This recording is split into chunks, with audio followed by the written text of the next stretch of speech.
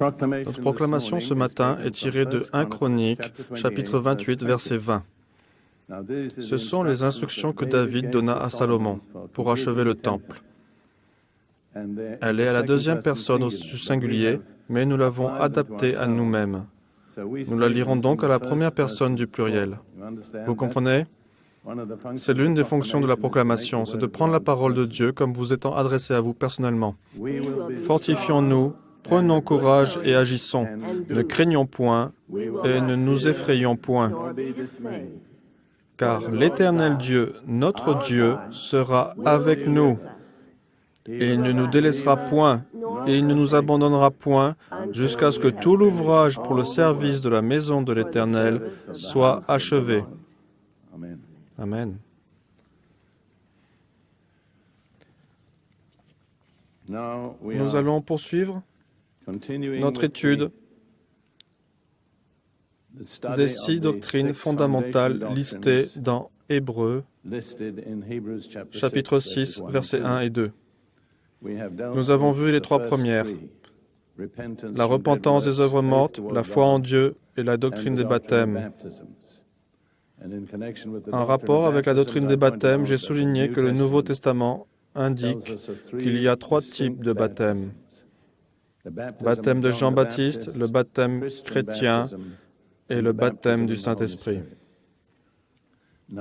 Aujourd'hui, nous allons poursuivre par la 4e de ces doctrines fondamentales, l'imposition des mains. J'ai intitulé ce message « Transmettre la puissance de Dieu ». La plupart d'entre vous seront surpris d'apprendre que l'imposition des mains fait partie des doctrines fondamentales, parce qu'on en parle très peu généralement dans les églises. Mais si vous y regardez de plus près, c'est tout à fait logique. Ça doit en faire partie, parce que l'imposition des mains ou la transmission de la puissance et de l'autorité de Dieu est le signe qui donne sa continuité au corps de Christ. Cela crée la continuité entre l'ancien et le jeune ministre de Christ, entre une génération et la suivante. La fonction essentielle de ce ministère, de l'imposition des mains, est de permettre la continuité au sein du corps de Christ. Dans certaines traditions, les gens revendiquent d'avoir assuré cette continuité depuis l'apôtre Pierre jusqu'à aujourd'hui. Je ne vais pas m'étendre sur le fond même de cette revendication, mais je soulignerai que le raisonnement qui la sous-tend est logique. Nous avons besoin d'un relais qui passe de génération en génération, d'un ministère à un autre. Et cette façon de faire a été laissée dans les Écritures par cette ordonnance que j'appellerai de l'imposition des mains. Ce qui est intéressant, c'est que nous la trouvons dans le premier livre de la Bible et qu'elle s'étend à partir de là à travers toute l'histoire du peuple de Dieu. C'est un élément essentiel de l'histoire du peuple de Dieu. Je commencerai en disant qu'elle englobe certains objectifs spirituels. Tout d'abord, notez que de poser ses mains sur quelqu'un est une réaction naturelle, humaine. Quand une maman a un bébé fiévreux, presque automatiquement, elle posera sa main sur le front de l'enfant. Ou encore, 2 hommes qui se retrouvent après de longues années sans se voir, ils finiront d'une façon ou d'une autre par poser leurs mains sur les épaules de l'autre ou ils se serreront les mains, mais ils auront un contact avec leurs mains. Les mains sont l'un des moyens privilégiés par lesquels les hommes entrent en contact les uns avec les autres. Dans le contexte spirituel, plusieurs buts sont poursuivis.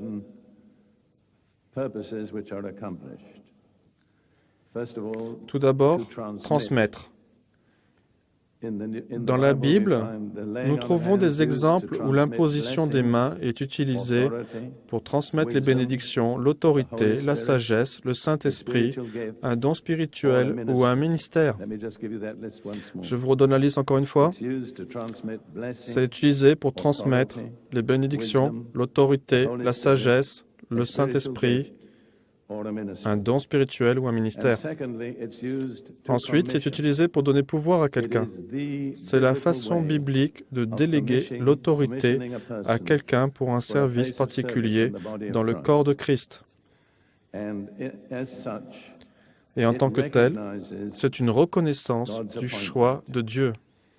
Il nous faut comprendre que les choses dans l'Église ne se font pas à travers d'un vote.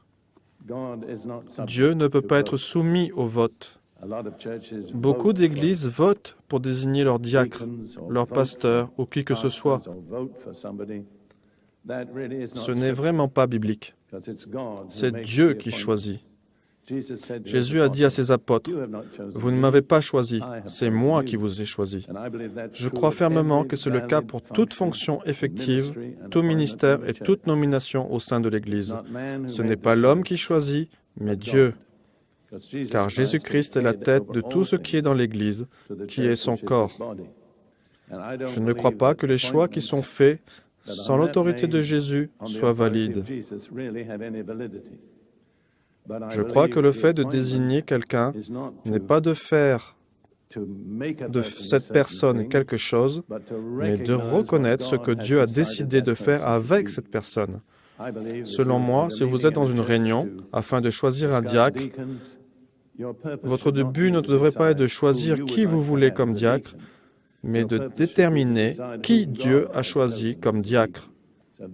C'est très différent comme attitude. Nous sommes un peu déformés par le système démocratique, qui a très peu de place dans la Bible ou l'Église. Je ne développerai pas ce point, car il prête à controverse, et je n'ai pas assez de temps pour entrer dans la polémique. Donc, deuxièmement, en plus de la reconnaissance, l'imposition des mains est utilisée pour mettre à part pour une certaine tâche ou pour un ministère. Troisièmement, elle est utilisée pour endosser ou pour conférer une autorité. Et quatrièmement, elle sert à équiper, c'est-à-dire pour transmettre le don spirituel ou l'autorité spirituelle ou quoi que ce soit dont a besoin une personne pour réaliser la tâche que Dieu lui a fixée. Je vais vous donner à nouveau cette liste car elle est importante. La fonction qui consiste à imposer les mains pour donner pouvoir à quelqu'un est utilisée pour reconnaître, mais non choisir, les personnes que Dieu a choisies. Elle est utilisée pour mettre à part pour une certaine tâche ou pour un ministère. Elle est utilisée pour revêtir quelqu'un de l'autorité.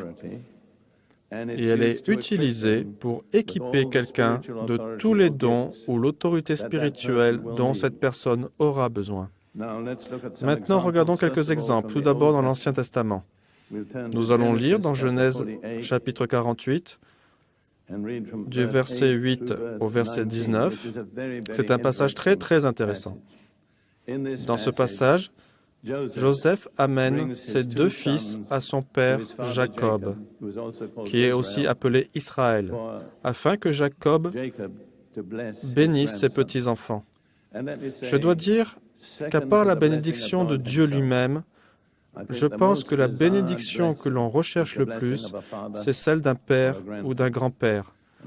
Je le dis à tout le monde, spécialement à vous, jeunes gens, par tous les moyens, demandez la bénédiction de votre Père dans tout ce que vous faites. C'est très important. Elle vient en second, juste après la bénédiction de Dieu lui-même. Vous verrez que dans la Bible, une grande importance était attachée à la bénédiction du Père.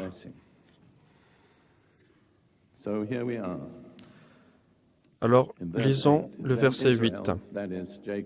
Israël regarda le fils de Joseph et dit, « Qui sont ceux-ci » Joseph répondit à son père, « Ce sont mes fils que Dieu m'a donnés ici. » Israël dit, « Fais-les, je te prie, approcher de moi, que je les bénisse. » Les yeux d'Israël étaient appesantis par la vieillesse. Il ne pouvait plus voir. Joseph les fit approcher de lui. Et Israël leur donna un baiser et les embrassa. Israël dit à Joseph, « Je ne pensais pas voir ton visage, et voilà que Dieu me fait voir même ta postérité. » S'il y a une chose qui m'émeut aux larmes, c'est bien la fidélité de Dieu. Ce n'est pas que je ressens de la peine ou du chagrin, mais quand je contemple la fidélité de Dieu, les larmes montent aux yeux. Joseph les retira des genoux de son père et il se prosterna en terre devant lui. Notez bien le respect que les gens de la Bible portaient à l'égard de leurs parents ou des anciens. Puis Joseph les prit tous deux, Éphraïm de sa main droite à la gauche d'Israël et Manassé de sa main gauche à la droite d'Israël. Et il les fit approcher de lui. Israël étendit sa main droite et la posa sur la tête d'Éphraïm qui était le plus jeune. Et il posa sa main gauche sur la tête de Manassé. Ce fut avec intention qu'il posa ses mains ainsi, car Manassé était le premier-né. Normalement, le premier-né recevait la bénédiction la plus importante, qui devait être transmise par la main droite. Et Joseph s'arrangea pour que Manassé, l'aîné, se trouve en face de la main droite de Jacob. Mais Jacob, poussé par le Saint-Esprit, croisa ses mains et posa sa main droite sur Éphraïm et sa main gauche sur Manassé. Il bénit Joseph et dit : que le Dieu en présence duquel ont marché mes pères, Abraham et Isaac, que le Dieu qui m'a conduit depuis que j'existe jusqu'à ce jour, que l'ange qui m'a délivré de tout mal. Vous savez où cela est arrivé quand l'ange a rencontré Jacob ? À Péniel. C'est ce à quoi il fait référence. Bénisse ses enfants, qu'ils soient appelés de mon nom et du nom de mes pères, Abraham et Isaac, et qu'ils multiplient en abondance au milieu du pays. Voyez-vous également à quel point c'est important de transmettre un nom ? La plupart de ces choses sont devenues démodées de nos jours, mais pour Dieu, elles ne se sont jamais passées de mode. Joseph vit avec déplaisir que son père posait sa main droite sur la tête d'Éphraïm. Il saisit la main de son père pour la détourner du dessus de la tête d'Éphraïm et la diriger sur celle de Manassé. Et Joseph dit à son père : « Pas ainsi, mon père, car celui-ci est le premier-né. Pose ta main droite sur sa tête. » Son père refusa et dit : « Je le sais, mon fils, je le sais. Lui aussi deviendra un peuple. Mais son frère cadet sera plus grand que lui, et sa postérité deviendra une multitude de nations. » Il les bénit ce jour-là et dit : « C'est par toi qu'Israël bénira en disant que Dieu te traite comme Éphraïm et Manassé. » Et il mit Éphraïm avant Manassé. Voilà une scène très réaliste, non ? Vous voyez, elle est très précise. Il était convenu que la bénédiction la plus importante viendrait de la main droite du Père. Mais c'était si réel qu'il y a eu réellement une transmission de quelque chose. Ce n'était pas juste une formalité. Ce n'était pas simplement une cérémonie. C'était une transaction vitale dans la vie des deux jeunes hommes, Éphraïm et Manassé. Cela a vraiment déterminé leur destinée depuis lors. Alors, ne sous-estimons jamais la signification et le rôle de l'imposition des mains quand c'est fait dans le Saint-Esprit. Puis, regardons dans Nombres, chapitre 27, quand Moïse dit au Seigneur qu'il est temps de désigner le chef qui prendra sa relève. Moïse savait qu'il ne verrait pas la terre promise, mais il se sentait très, très soucieux pour le peuple de Dieu, Israël. Alors Moïse dit au Seigneur, dans Nombres, chapitre 27, verset 15, Nombres, chapitre 27, verset 15. Moïse parla à l'Éternel et dit : « Que l'Éternel, le Dieu des esprits de toute chair, établisse sur l'assemblée un homme. » Je crois que c'est significatif. Il est le Seigneur de toute chair. Il est le Dieu qui connaît l'esprit de chacun. Il voit au plus profond de tout être humain. Le Dieu des esprits de toute chair établit sur l'assemblée un homme qui sort devant eux et qui entre devant eux, qui les fasse sortir et qui les fasse entrer, afin que l'assemblée de l'Éternel ne soit pas comme des brebis qui n'ont pas de berger. Toute la Bible nous dit que des brebis qui n'ont pas de berger seront éparpillées et deviendront une proie. C'est un message qui revient constamment dans la Bible. J'aimerais vous dire qu'à moins de circonstances exceptionnelles, chacun d'entre vous devrait avoir un berger humain qui veille sur votre âme et prend soin de vous. C'est très, très important. Nous reviendrons là-dessus plus tard en abordant d'autres thèmes.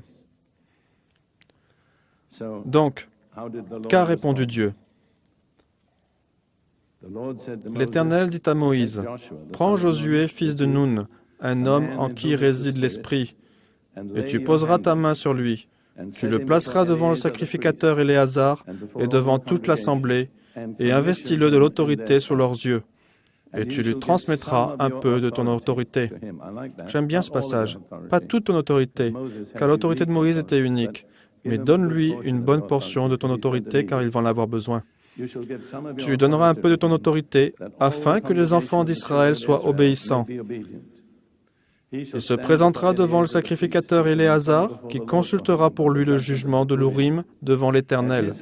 À sa parole, c'est-à-dire à la parole de Josué, ils sortiront tous ensemble. Et à sa parole, ils entreront tous ensemble, lui et tous les enfants d'Israël avec lui.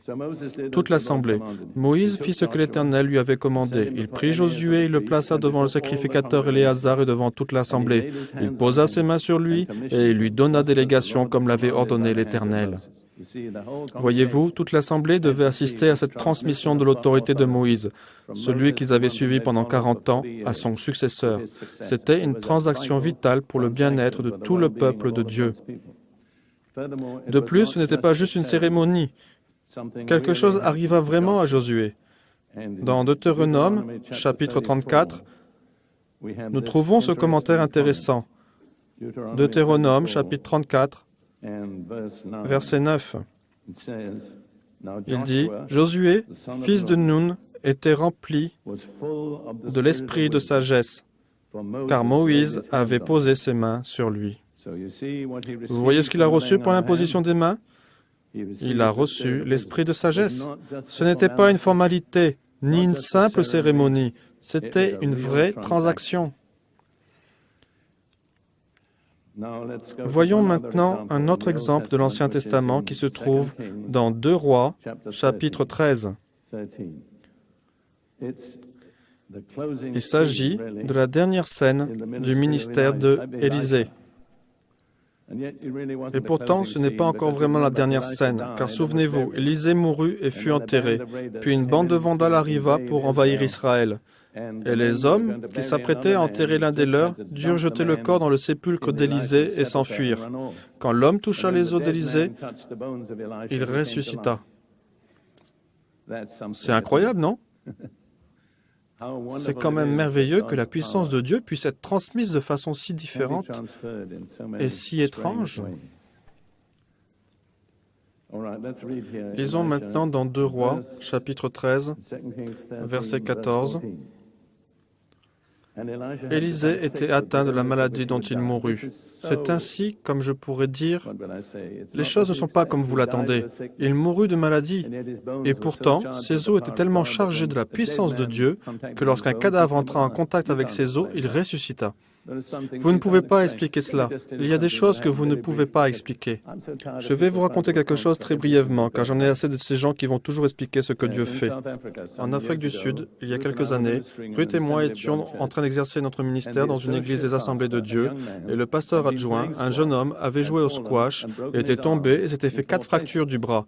Il est donc venu nous trouver pour que nous prions pour lui. Et je lui ai dit, je sais que ça va vous paraître étrange, mais je vais contrôler vos jambes, car c'est ce que Dieu me demande de faire. Si vos jambes sont de longueur différente, la plus courte va grandir et vous saurez que Dieu vous a touché. Et j'ajoutais, n'oubliez surtout pas de rendre grâce à Dieu pour cela. Vous savez, quand les gens ont un véritable besoin, ils sont prêts à faire des choses étranges qu'ils ne feraient pas en temps normal. Il s'est donc prêté à cette cérémonie. J'ai maintenu sa jambe levée et elle a grandi. Je sus que Dieu l'avait touché. Il retourna voir le docteur, on lui fit des radios. Voilà la chose que je ne peux pas expliquer. Il y avait 4 fractures dans son bras. 3 d'entre elles étaient parfaitement guéries. La 4e était encore là. Le pasteur plus ancien me dit, « Expliquez-moi ça. » Je ne peux pas l'expliquer. Je pourrais dire qu'il n'avait que 75% de foi, mais ça ne serait pas une explication très convaincante. C'est pourquoi j'en ai assez de ceux qui savent tout ce que fait Dieu et qui peuvent donner une explication sur tout. Il y a tellement de choses que Dieu fait que je ne peux pas expliquer. Et je suis bien content de les abandonner à Dieu. Quoi qu'il en soit, poursuivons notre récit. Joas, roi d'Israël, descendit vers lui, pleura sur son visage et dit « Mon père, char d'Israël et sa cavalerie ». Ce sont les mêmes mots que prononça Élisée quand Élie fut emmené sur le char. Ceci est vraiment un message pour nous tous. Un homme qui connaît vraiment Dieu peut être la barrière défensive d'une nation. Il peut être plus fort qu'une armée. Et Joas, qui n'était pas un roi particulièrement spirituel, reconnaissait ce que Élisée était pour son peuple. Élisée lui dit, « Prends un arc et des flèches. » Ainsi le roi prit un arc et des flèches. Puis Élisée dit au roi d'Israël, « Bande l'arc avec ta main. » Et quand il l'eut bandé de sa main, Élisée mit ses mains sur les mains du roi. Et il dit, « Ouvre la fenêtre à l'Orient, c'est la direction de la Syrie, ennemie d'Israël. » Et il l'ouvrit. Élisée dit, « Tire !» Et il tira.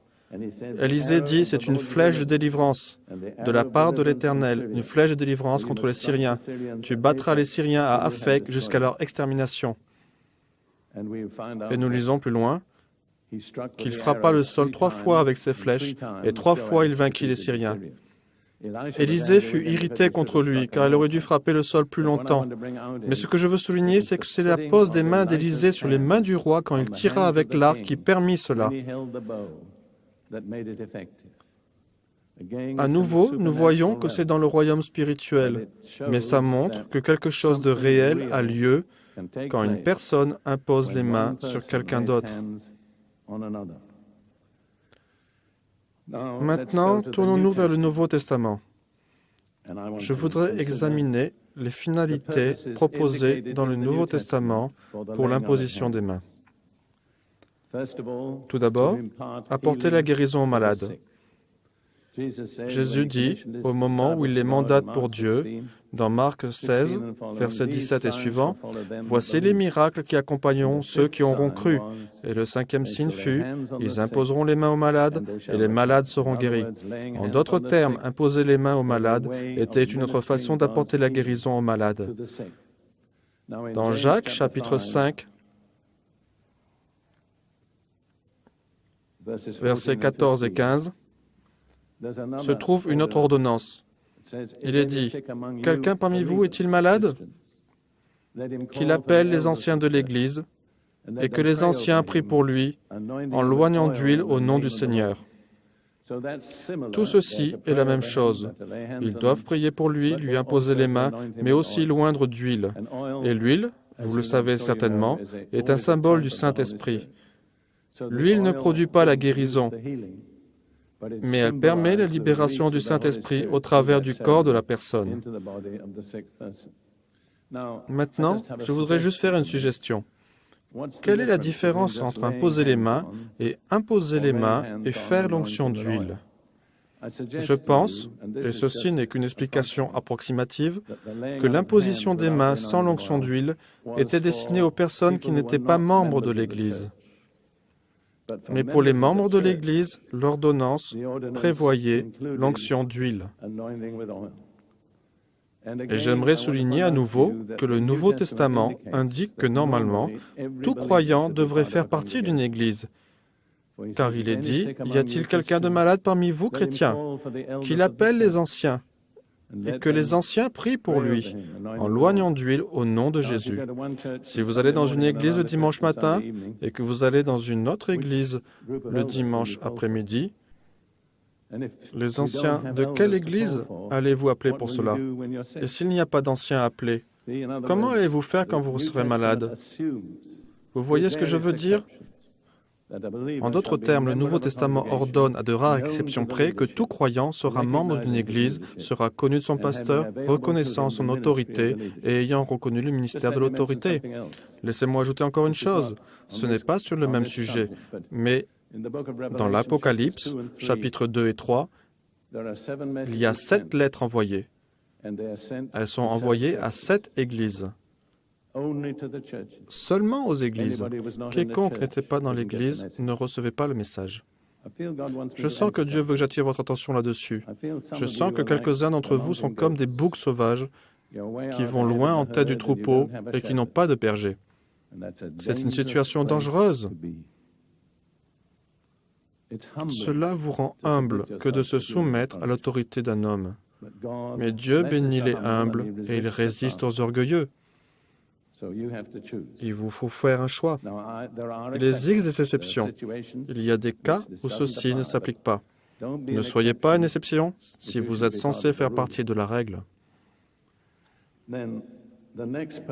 L'autre but pour lequel l'imposition des mains était recommandée était de distribuer les dons du Saint-Esprit. Dans Actes, chapitre 8, tout d'abord, nous lisons comment Philippe partit dans une ville de Samarie et prêcha Christ, appuyé en cela par des miracles et des signes, et tous ceux de la ville qui crurent furent baptisés. Ils furent donc sauvés, car Jésus avait dit « Celui qui croit et qui est baptisé sera sauvé ». Mais les apôtres n'étaient pas satisfaits, car ils pensaient qu'il manquait quelque chose. C'est ainsi que dans Actes chapitre 8, verset 14, il est dit « Les apôtres qui étaient à Jérusalem, ayant appris que la Samarie avait reçu la parole de Dieu, y envoyèrent Pierre et Jean. Ceux-ci, arrivés chez les Samaritains, prièrent pour eux, afin qu'ils reçussent le Saint-Esprit, car il n'était encore descendu sur aucun d'eux. Ils avaient seulement été baptisés au nom du Seigneur Jésus. Ici aussi, comme je l'ai déjà souligné hier, il est indiqué que l'on peut tout à fait être sauvé et ne pas avoir reçu, dans ce sens-là, le Saint-Esprit. Il est dit ici que le Saint-Esprit leur est tombé dessus d'en haut, ce que j'appelle l'immersion d'en haut, une immersion façon chute du Niagara. Le verset 17 dit « Alors Pierre et Jean leur imposèrent les mains et ils reçurent le Saint-Esprit. Lorsque Simon, le magicien, vit que le Saint-Esprit était donné par l'imposition des mains des apôtres, il leur offrit de l'argent en disant « Accordez-moi aussi ce pouvoir ». Vous voyez, il est dit ici que le Saint-Esprit était donné par l'imposition des mains. Et dans le chapitre suivant, après que Paul eut rencontré Jésus sur la route de Damas, pendant qu'il se trouvait là-bas, dans une maison à Damas, incapable de voir, jeûnant pendant 3 jours, Ananias, un simple disciple, pas un apôtre, pas un prophète, juste un disciple, reçut du Seigneur des directives pour se rendre dans la maison où se trouvait Saül, lui imposer les mains et prier pour lui. Il est dit qu'il pria pour lui, qu'il recouvrit la vue, reçut le Saint-Esprit et fut baptisé. C'est pourquoi, comprenons bien que l'imposition des mains n'est pas limitée à ceux qui ont simplement un ministère particulier. Selon la volonté de Dieu, n'importe qui peut être conduit à imposer les mains à quelqu'un. Ruth m'a rappelé quelque chose alors que nous étions dans le bureau. C'est une histoire assez inhabituelle. Nous nous trouvions à Kona, sur l'île d'Hawaï, et j'avais été malade, très malade. Je n'étais pas encore remis, loin de là. Nous descendions la rue principale, et un homme arriva vers nous en courant, nous aborda et dit « Voulez-vous prier pour moi? Je suis malade. » Je répondis « Qu'avez-vous » Il répondit « Je viens de m'électrocuter. » Si vous savez ce que cela signifie, il avait reçu une pleine décharge électrique. Il était électricien. Ses épaules étaient paralysées. Il ne pouvait pas lever sa main plus haut que ça. J'hésitais beaucoup à le faire, mais il insista. Nous nous sommes alors arrêtés en plein milieu de la rue, juste devant un restaurant, et nous avons prié. Ruth posa ses mains sur ses épaules. Le jour suivant, à la prière du matin à Jeunesse en Mission, il leva sa main au-dessus de sa tête. Il avait expérimenté un miracle par l'imposition des mains. Plus tard, il vint nous voir alors que nous étions dans Arizona, et il nous raconta qu'il avait été voir un docteur pour une série d'examens de contrôle. Le docteur lui a dit « J'ai examiné vos épaules. Il n'y a aucune possibilité que vous puissiez à nouveau lever vos bras au-dessus de votre tête. » Ce n'est qu'un petit exemple de ce que peut accomplir l'imposition des mains. Revenons à Éphèse. Nous avons déjà vu ce passage dans un autre contexte. Paul arriva là-bas et trouva quelques disciples, mais qui étaient seulement disciples de Jean-Baptiste. Paul leur présenta l'Évangile, ils furent baptisés au nom du Seigneur Jésus, et lorsque Paul leur imposa les mains, ils parlèrent en langue et prophétisèrent. Ainsi, l'imposition des mains est un moyen tout à fait biblique de transmettre la puissance du Saint-Esprit. En réalité, il existe 5 exemples principaux dans le Nouveau Testament. C'est très intéressant. Dans 2 cas, le jour de la Pentecôte et dans la maison de Corneille, cela vint juste de manière souveraine de Dieu. Dans les 3 autres cas, à Samarie avec Saül de Tarse et à Éphèse, cela a été transmis par l'imposition des mains. Tout dépend de la façon dont Dieu conduit les choses. J'ai eu le privilège de conduire au sens propre des milliers de personnes dans le baptême du Saint-Esprit.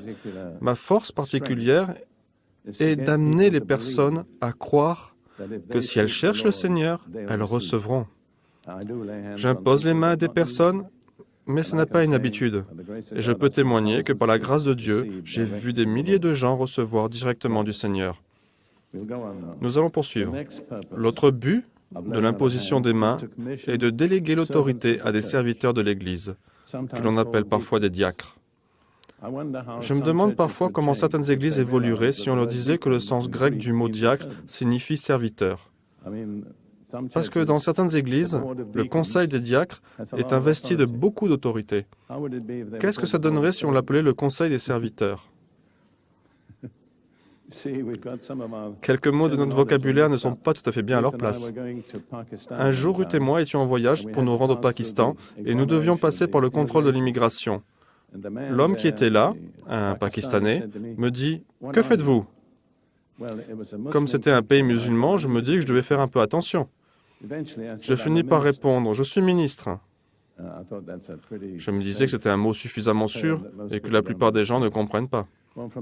Dès ce moment-là, on me déroula partout le tapis rouge. On me fit passer en tête de la file d'attente, et tout à l'avenant. J'ai compris plus tard qu'il m'avait pris pour un ministre du gouvernement des États-Unis. Vous voyez ? Nous sommes bien loin de comprendre correctement le vrai sens du mot ministre qui signifie serviteur. Si vous êtes ministre, mes frères et sœurs, vous êtes serviteurs. Un serviteur du Seigneur et un serviteur du peuple du Seigneur. Bien. L'Église était en train de connaître un très gros problème dans Acte 6. Elle connaissait une telle croissance qu'elle ne pouvait pas prendre soin correctement des veuves et des pauvres qui avaient besoin d'attention. J'aimerais souligner un autre point au sujet de l'Église dans le Nouveau Testament. Elle prenait en charge automatiquement leurs veuves. C'était admis comme ça. Le problème aujourd'hui, c'est que le gouvernement a mis en place tellement de choses que l'Église ne prend plus toutes ses responsabilités. Mais je crois que l'Église a encore des responsabilités envers les pauvres, quelle que soit la forme que cela prenne.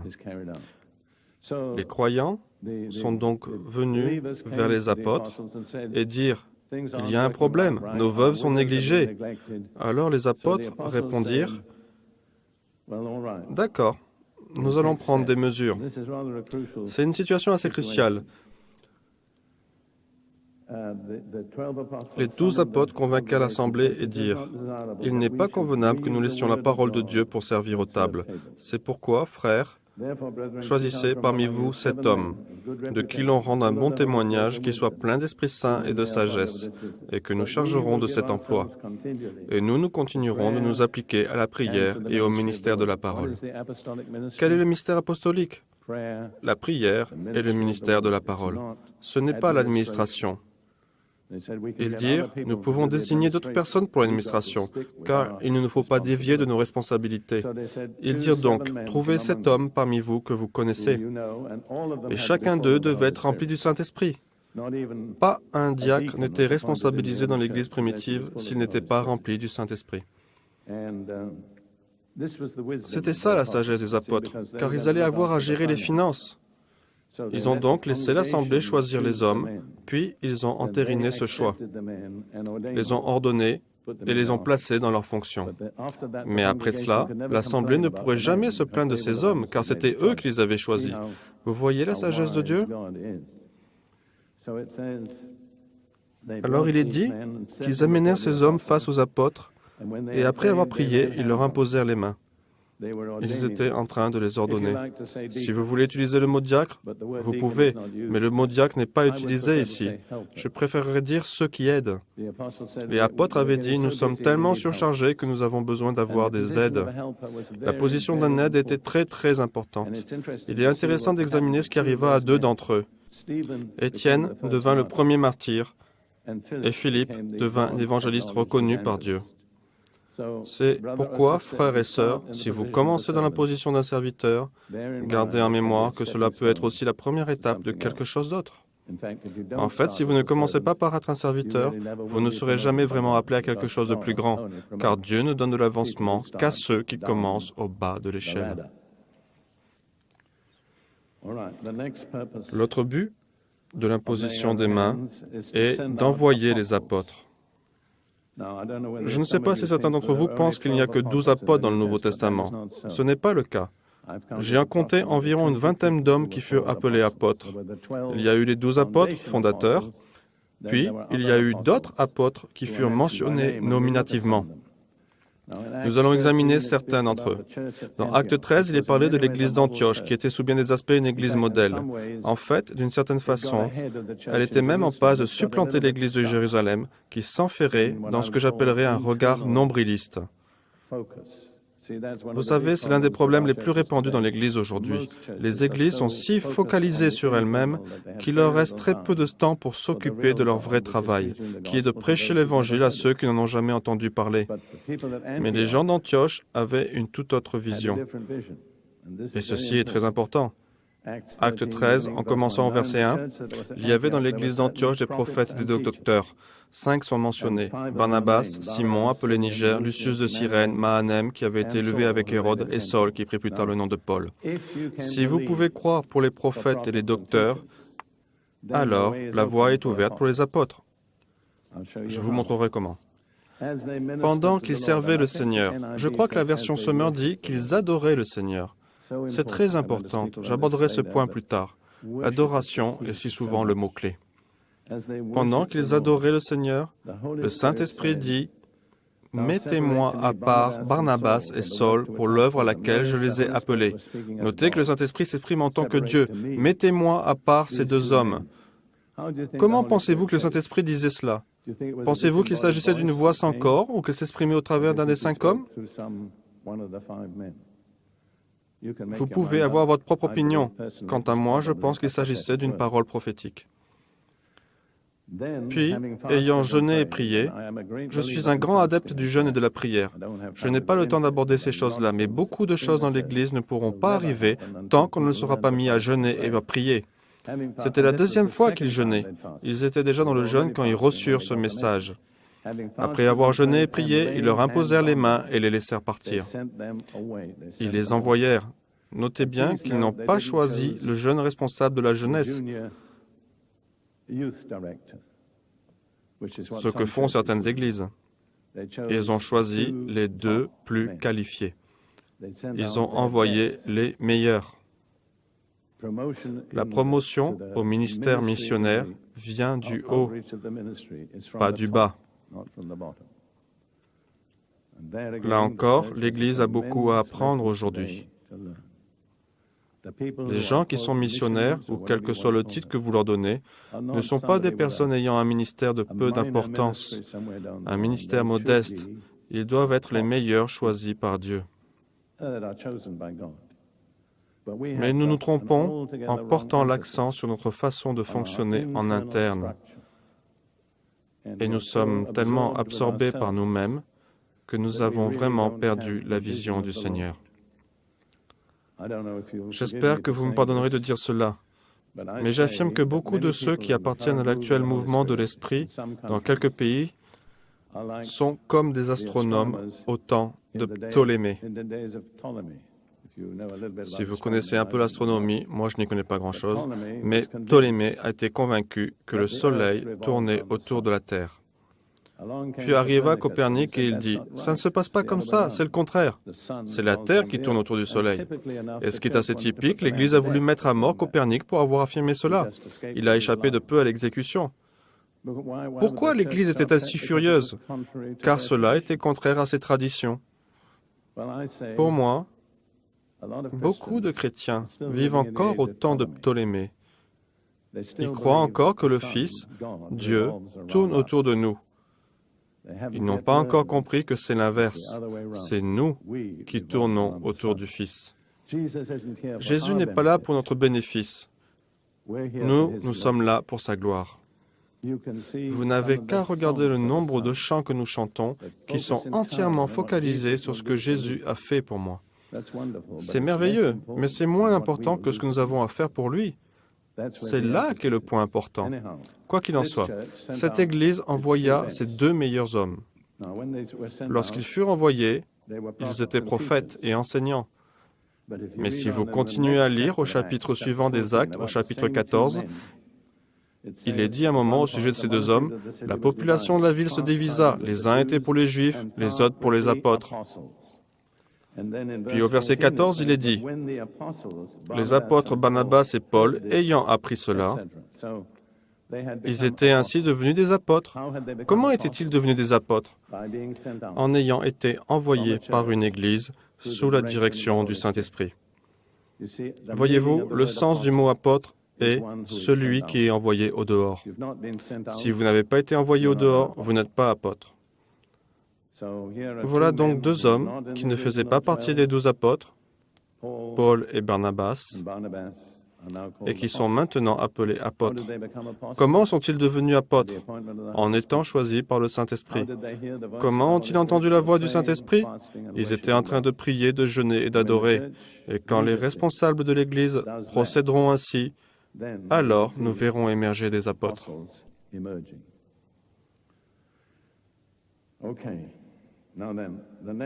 Bien, maintenant, l'autre but de l'imposition des mains dans le Nouveau Testament est de désigner des anciens. Actes, chapitre 14, verset 23, le chapitre que nous venons de voir dit « Ces 2 apôtres, Barnabas et Paul, nommèrent des anciens dans chaque Église. » Ainsi, la nomination des anciens était le fait des apôtres. Puis, en écrivant à Timothée, qui était son représentant dans la ville d'Éphèse,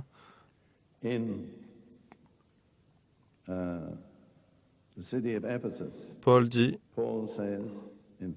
dans 1 Timothée, chapitre 5, verset 17 et suivant, il lui donne ses instructions sur le type de personne à désigner pour être ancien. Il dit que les anciens qui dirigent bien soient jugés dignes d'un double honneur, surtout ceux qui travaillent à la prédication et à l'enseignement. Double honneur, si vous analysez le Nouveau Testament, désigne une sorte de rémunération financière. Le mot « honneur » dans le Nouveau Testament n'est pas juste un titre ronflant. Il signifie que vous montrez du respect dans la façon dont vous gérez les besoins des gens. Je dis parfois que si vous multipliez 0 par 2, vous y obtiendrez toujours 0. C'est pourquoi il y a des règles de rémunération. Et ceux qui consacrent tout leur temps pour la parole de Dieu doivent être rémunérés par ceux qu'ils servent en proportion du temps qu'ils leur consacrent.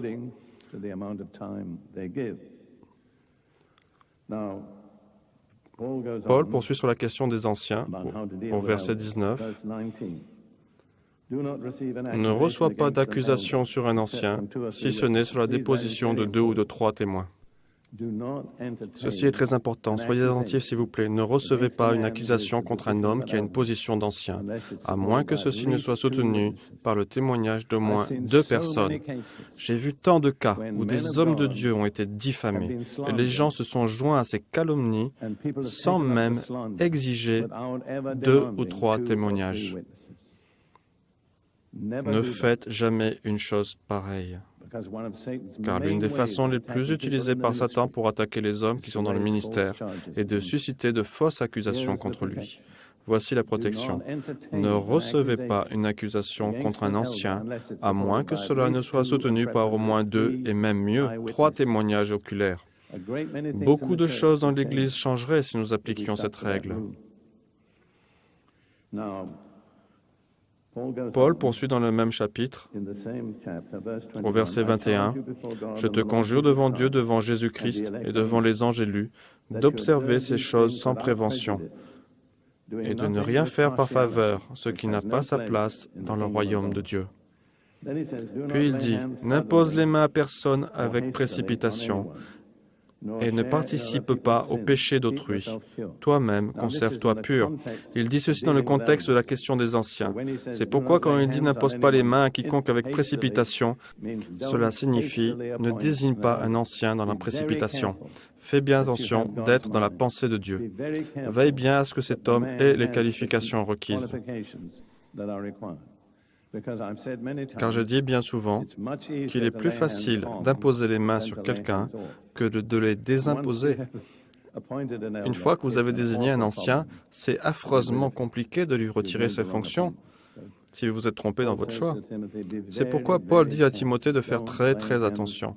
N'imposez pas vos mains pour désigner un ancien, à moins d'être absolument sûr que c'est la volonté de Dieu. Et puis il dit, ne participe pas au péché d'autrui, car si vous désignez, si je désigne, en tant qu'ancien, un homme qui n'en est pas digne, qui va peut-être utiliser l'Assemblée et le peuple de Dieu, j'ai pris part à son péché. C'est pour cela qu'il nous faut être très vigilants. Dans notre église à Fort Lauderdale, qui n'est pas toujours une église modèle, quand ils désignent des anciens, croyez-moi, c'est vraiment du sérieux. Ce que je veux dire, c'est que ces hommes, ils en ont désigné 3 dernièrement, doivent répondre à des questions pendant 2 jours. Tout est pris en compte. Je pense que beaucoup de problèmes dans l'Église sont dus à la rapidité avec laquelle les anciens sont désignés. Vous voyez combien de leçons sont tirées à partir de la question de la position des mains. Voyez-vous, ce n'est pas quelque chose d'anodin. Ainsi donc, quels étaient les buts de l'imposition des mains dans ces 3 cas, soit pour les serviteurs, soit pour les apôtres, soit pour les anciens? C'est de transmettre l'autorité, de mettre à part, de revêtir et d'équiper quelqu'un pour le service. Il y a encore une fonction visée par l'imposition des mains. Paul écrivit aux chrétiens de Rome et il dit « Je voudrais venir vous voir et vous distribuer des dons spirituels. » Mais il ne put y aller à cette époque. Il y alla plus tard. Dans 2 Timothée, chapitre 1, verset 6, Paul dit à Timothée, « C'est pourquoi je t'exhorte à ranimer le don de Dieu que tu as reçu par l'imposition de mes mains. » Ainsi, un don a été transmis à Timothée par l'imposition des mains de Paul. Le mot grec ici est le mot charisma, d'où nous avons tiré le mot charismatique. Laissez-moi vous donner mon opinion personnelle. Vous êtes libre de ne pas être en accord avec moi. Ça ne vous empêchera pas d'aller au ciel, pourvu que vous continuez à m'aimer. Je crois que le charisma qui a été transmis à Timothée est le don de l'apostolat, car nous allons voir qu'il y a quelques autres apôtres. Regardons maintenant l'apostolat de Timothée. Timothée était aussi un apôtre. Peut-être l'ignoriez-vous, mais je vais vous le montrer dans la Bible. 1 Thessaloniciens, chapitre 1, verset 1.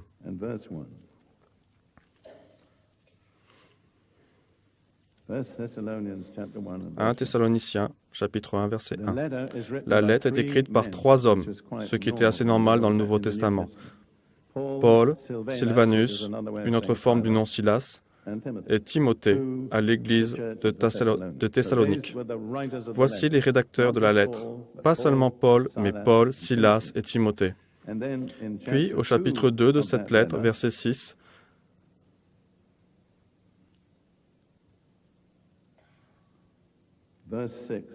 verset 6, ces 3 hommes, Paul, Silas et Timothée, disent « Nous n'avons point cherché la gloire qui vient des hommes, ni de vous, ni des autres. Nous aurions pu nous produire avec autorité comme apôtres de Christ. » Donc, ces 3 hommes, Paul, Silas et Timothée, étaient des apôtres.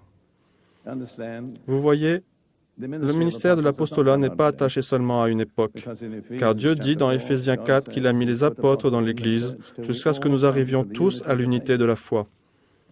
Quiconque est de bonne foi doit pouvoir reconnaître simplement que nous ne sommes pas encore parvenus à l'unité de la foi. N'est-ce pas? Donc, on a besoin d'apôtres, de pasteurs, d'évangélistes, de prophètes, d'enseignants. Tous sont nécessaires jusqu'à l'achèvement de la tâche. Donc, je vous ai juste démontré que nous avons combien d'hommes maintenant? Nous avons Paul, Barnabas, Silas, Timothée, et c'est ça. Nous avons 4 ou 5 apôtres désignés après le jour de la Pentecôte. Oui, maintenant, je voudrais insister sur l'apostolat de Timothée.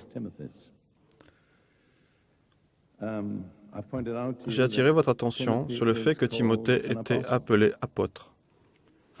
Comment est-il devenu un apôtre? C'est là une question très importante, car je pense que nous avons désespérément besoin d'apôtres dans l'Église. Souvenez-vous, je dois souligner que Jésus a donné un ordre à l'Église d'Éphèse, car ils ont mis à l'épreuve ceux qui se disent apôtres et ne le sont pas. Ne croyez pas tous ceux qui se disent apôtres, il faut les tester. Vous savez où finissent les menteurs? Le savez-vous? Vous ne savez pas où finissent les menteurs? Ils finissent dans le lac de feu. Alors c'est du sérieux. Quelqu'un affirme être un apôtre et ne l'est pas? Il ira droit dans le lac de feu. Maintenant, examinons cette situation. Acte 16, Paul vient de partir avec Silas pour son 2e voyage missionnaire. Et il est dit au verset 1, « Il se rendit ensuite à Derbe et à Lystre. Et voici, il y avait là un disciple appelé Timothée, fils d'une femme juive fidèle et d'un père grec. Les frères de Lystre et d'Icône rendaient de lui un bon témoignage. » Une chose qui est normalement requise pour quiconque va occuper une position éminente dans l'Église est d'être bien vu par sa propre assemblée.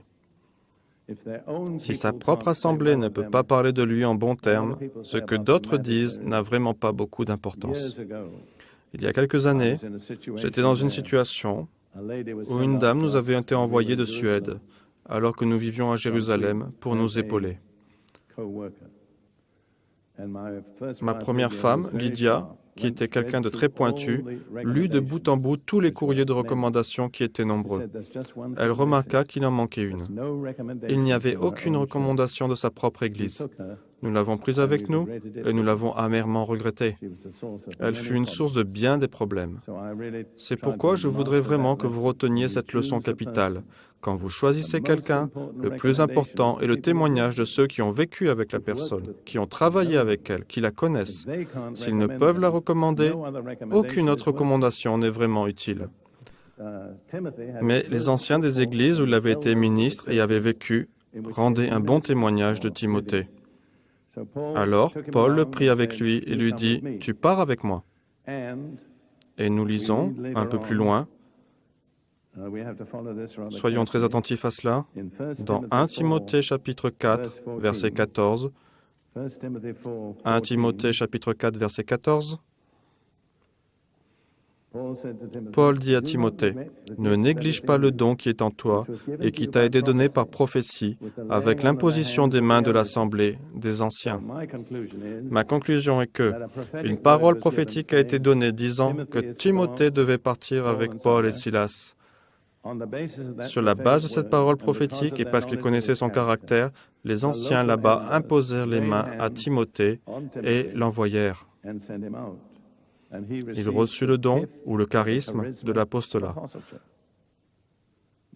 C'est ainsi que je le comprends. Il faut cependant contrebalancer cela avec ce que nous avons lu dans 2 Timothée chapitre 1, verset 6, où Paul dit à Timothée, « C'est pourquoi je t'exhorte à ranimer le don de Dieu que tu as reçu pour l'imposition de mes mains. » Il y a plusieurs façons de comprendre cela. Je crois que la façon la plus pertinente se trouve illustrée dans cette situation à Lystre, quand la prophétie fut donnée et mise à l'épreuve comme il convient. Et la prophétie disait que Timothée devait partir avec Paul et Silas. Les anciens ont dit, « Nous le recommandons. » Et Paul a dit, « Je le reçois. » Puis Paul et les anciens lui imposèrent les mains et lui transmirent le charisme de l'apostolat.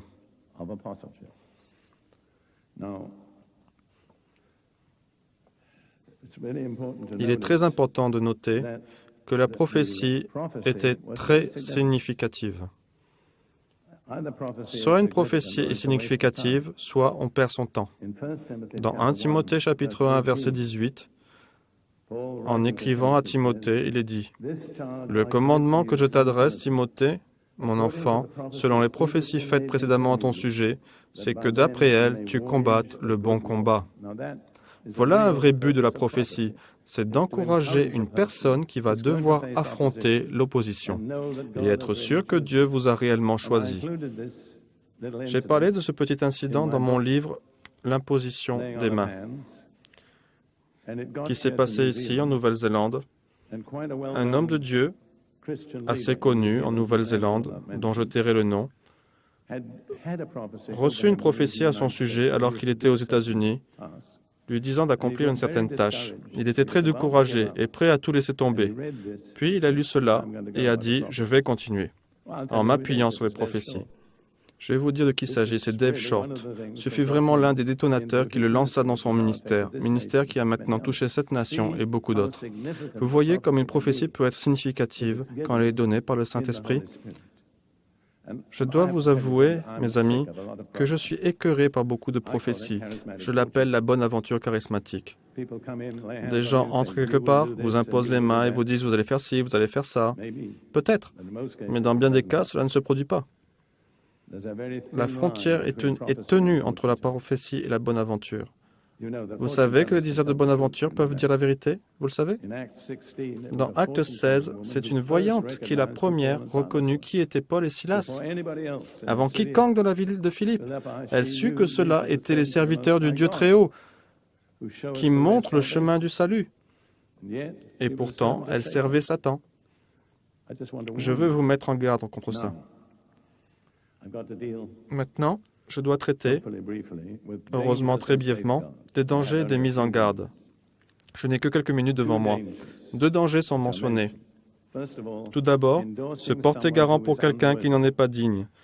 Car si vous faites cela et qu'il arrive un gros problème, vous êtes en partie responsable du problème qu'il aura occasionné. Deuxièmement, c'est ce que j'appelle la contamination spirituelle. Vous pouvez imposer les mains à quelqu'un pour prier pour sa délivrance d'esprits mauvais, mais il vous faut savoir comment vous protéger, car il s'agit d'une transaction à double sens. Soit vous donnez l'Esprit de Dieu, soit c'est le mauvais esprit qui peut vous affecter. Je me rappelle une scène où un groupe d'entre nous à l'armée imposa les mains à un homme qui souffrait de grave dépression. Nous n'étions pas vraiment sous la directive du Seigneur. Nous l'avons fait comme ça. Savez-vous ce qui est arrivé? Nous avons tous été attaqués par la dépression. Nous ne nous étions pas protégés. C'est pourquoi, quand vous imposez les mains à quelqu'un, vous devez vous protéger. Voici comment. Avec la prière et l'humilité, soyez dirigés par le Saint-Esprit. Tous ceux qui sont conduits par l'Esprit de Dieu sont fils de Dieu. Protégez-vous avec le sang de Jésus. Apprenez à vous maintenir sous le sang de Jésus. Et souvenez-vous que Jésus disait à ses disciples, « Je vous ai donné autorité sur toutes les puissances de l'ennemi, et rien ne pourra vous nuire. » Amen. Bonjour, j'espère vraiment que ce message de Derek Prince a été une bénédiction pour vous. Quand vous allez sur notre site web et vous voyez l'adresse de notre site web ci-dessous, vous allez trouver encore plus d'une centaine d'articles de Derek Prince que vous pouvez télécharger gratuitement et aussi d'autres messages audio et vidéo de Derek Prince. Vous pouvez aussi vous inscrire gratuitement sur la méditation que vous pouvez recevoir gratuitement tous les jours également sur notre site web. Que Dieu vous bénisse et j'espère à bientôt.